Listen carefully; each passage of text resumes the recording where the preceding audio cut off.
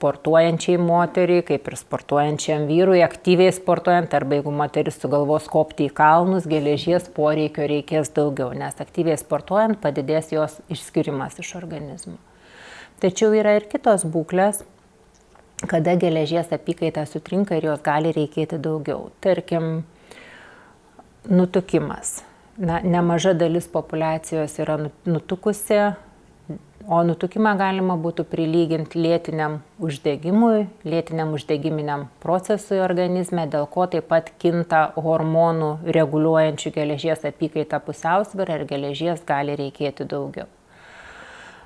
Vėlgi, nutukimas dažnai gydomas vadinamomis bariatrinėmis operacijomis, kuomet sumažinamas skrandžio tūris, apeinama dvylikapirštė žarna, o būtent dvylikapirštėje žarnoje vyksta geležies pasisavinimas.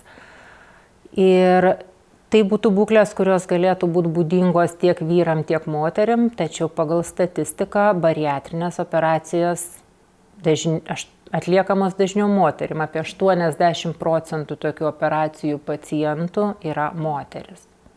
Taip pat moteris dažnai nori gyventi sveikai, tampa vegetarėmis, veganėmis, tačiau jeigu daro tai neteisingai, didesnį geležies kiekį gauname visgi iš gyvulinės kilmės produktų, geležies poreikis nėra užtikrinamas. Kita grupė ligų, tarkim, autoimuninės ligos, visos taip pat yra pagrindas lėtinis uždegimas, Krono liga, artritai, skydliaukės ligos.